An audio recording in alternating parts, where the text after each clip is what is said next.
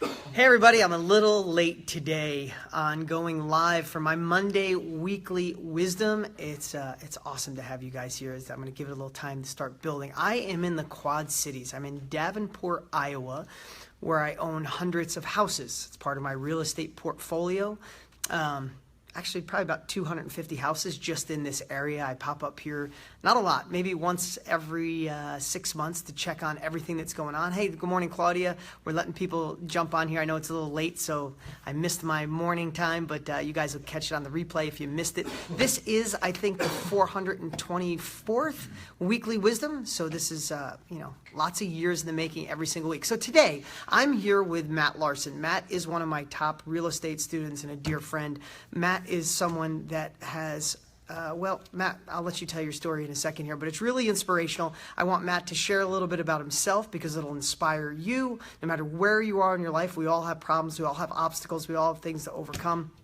And this guy just did an amazing job overcoming, going to another level. I asked him, he's got so much going on. He manages over 500 properties. He sold 40 houses last month. February, 40 houses. How many last month? Like March. 36. 36 last month. So imagine managing 500 houses, sold over 70 in the last 2 months, and not that long ago, Matt was a machine shop worker doing 60 hours a week, struggling, stressing, reading books on anti-anxiety. So great story, but we're not here to talk about real estate today, talking about success and how we can all overcome with the right tools, with the right habits. So it's really cool to have you guys. Yuri, appreciate all the great quotes on Instagram. Todd, what's up, man? Good to see you guys. So you guys ready? We'll talk a little bit about goal setting. Again, share it. Love the likes, love the thumbs up. Share this with people that you think need it. That's how this momentum gets going. Matt, you want to say hey? Yeah. Hold on, let me. Here. Sure, just say hi. So, Hey everybody.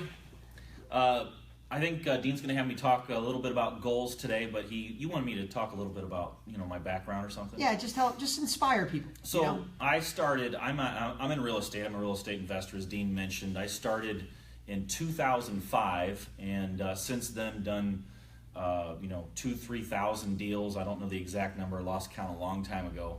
But I have a great team. We're here at my office, and we buy and sell, buy and flip houses. But I started,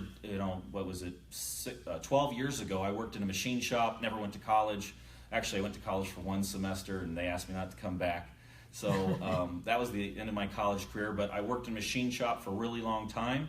You saw this infomercial, right? This guy sold you on TV. I saw this infomercial and bought Dean's book, and took action right away. And within 30 days, did my first deal. Within the first year, I did 12 deals. Within the first 3 years, I did around 100 deals total. And so never slowed down, never stopped. The crash hit, took off like crazy, created all these opportunities. And now we're in my office, and even though I had my first employee in 2013, I hired my first employee. Now my company's exploding, growing, and we have 24 people in this office right now that just 100% work on my stuff. So it's pretty neat. It's been a crazy journey, but it's been a lot of fun. So. All right, cool. Well, let me just tap this. Let me see. I'm not the best at this. This taps, it turns around. Let's see. All right. Now, here's what we're going to do. So I asked Matt, I'm like, with all the stuff you got going on, how can we serve all of our Facebook family, give you something you could take away today, right? That's my whole goal when you guys watch this. I want you to be inspired. I want you to be motivated. I want you to think bigger for yourself. Take advantage of the potential you have living inside of you. But what I like more than anything is if you can leave with something, right? If you can leave with a takeaway that you can insert in your life. That's the goal. And it's pretty cool. I get to be friends with so many of my students, whether you're a success student and read my book on just being more successful in life, or real estate education, that biggest educator in real estate in the world. Sold millions of books in the real estate space, and it's so amazing to not only be friends, but to come here and watch someone like Matt go from machine shop worker to living life on a truly abundant level. Failure, of course. Mistakes along the way, absolutely. But having the drive to do it and actually taking action is so cool. So anyway, without further ado, what I wanted to do is I asked Matt how he gets through such busy days, and he still sets goals in a really simple way. And I asked him to jump on the whiteboard and share it with you guys. So I think you guys should watch this. Take it away. Okay, so Dean just asked me to talk about goals. We're really big into goal setting, And everybody in my whole team does sets goals. We do weekly goals. We actually do weekly meetings to talk about our goals in what's called a scorecard. So we every single employee has a scorecard with their own goals. But I wanted to break down real quick how we look at our goals. First of all, we try to set realistic goals. Everybody wants to make $1 million right away, and that's not necessarily realistic if you're brand new in whatever business that you decide to be. My business is real estate, but a lot of you out there do anything and everything. So the first thing is when I'm setting goals is I make sure it's realistic. I sold 50 houses in February, and that was a big number, but it was also a realistic number. I've sold thousands and thousands of houses over the last decade. So that's a realistic number. If you're brand new and your business is real estate and this is your first day on the job, you might not be able to say, I'm going to do 50 houses in 1 month. So you've got to make it realistic. If you've got, take money goals, for example. Let's say that last year in your business you made $100,000 and you're trying to double your income. Well, going from 1 year making $100,000 and doubling it the following year, that's realistic. If you made $100,000 and said, hey, I want to make $1 billion next year, that's not necessarily realistic. So I like to keep our goals realistic. That's one of the biggest things. The next thing is we measure them. Like I said, we do like a scorecard every week. We measure what it is that we're trying to accomplish. So if some people are setting goals to and you guys all have different businesses out there, but some people are setting goals to save time. Maybe they're working 60, 70 hours a week, and your goal is to put something in place or hire the right person or build a new system or get a new piece of software involved that saves time. Your goal might be to save 10 hours a week or 20 hours a week. And some people might have a goal to make more money. Whatever it is, we try to set up a realistic goal that we can measure, that we can then turn around the following week and see how we did. So you want to make sure that when you set a goal, that you have a specific measurable piece that you can look at it every week. The next thing is you got to have a timeline. You can't just say, hey, I want to make $1 million. You got to put a little pressure on yourself and say, hey, by certain day, let's say it's by December 31st, 2017, I want to be working 20 hours less a week than I am now. I want to be making $100,000 more a year, or in some of you guys' cases, maybe it's $1 million. Everybody has a different agenda based on what it is that how they define their perfect life. And I was just telling Dean, for me, I was just telling him last night at dinner that my thing isn't making more and more money. It's basically trying to create more time. I want to work less and less hours right now. That's just the phase in life I'm in. But at one time it was, I want to make a lot more money. So you got to have a timeline. We do, just so you know, we do daily, my company, daily, weekly, and yearly goals. So we're looking at every single piece. I really don't think that you want to just set a yearly goal only, because that's too much time that passes by before you can measure it. You don't know how well you're doing if you just set a yearly goal. So set daily goals, because what we're going to do is we're going to break this up into small pieces. So if you've got if you're trying to accomplish a really big thing, let's just take, for example, let's say that you want to increase your income by $100,000 per year. And I'm just using this as an example. You could do this for anything. That sounds like a lot of money maybe to a lot of people. But if you broke this $100,000 up into 12 months, just quick math off the top of my head, that's like $8,300 per month. Well, all of a sudden, now $100,000 doesn't look so intimidating when you know that you've got to break that up into a month or 12 months and it's $8,300 a month. Now you could break that up even further and figure out, okay, if I'm going to make a certain amount of money, what is the daily number, what is the daily amount of money I need to make in order to set that up? So, you can accomplish anything by breaking it up into a small enough piece.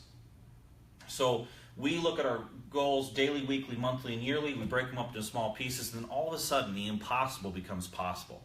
One of the other big things you'll hear me always refer to as well is I'm always talking about my team. So you don't have to achieve your goals by yourself. Maybe you have a best friend that you can talk to, and maybe they're willing to help you, through some of the harder times or through some of the issues. Maybe you do have a personal assistant or employee that's helping you with your business. Get as many people involved in your goals as you can, and then be willing to help other people with theirs as well. So, I mean, that's basically the breakdown of what I do when I'm setting our goals. That's awesome, Matt. Hold on, I'm going to jump back here. Let me. All right, yeah. So that's someone who's, what I love about talking about things like this is that, there's a million things you could be watching on Facebook. It's the busiest place on the planet, right? There's everybody is fighting for your attention on Facebook. And that's great because we are in the information age.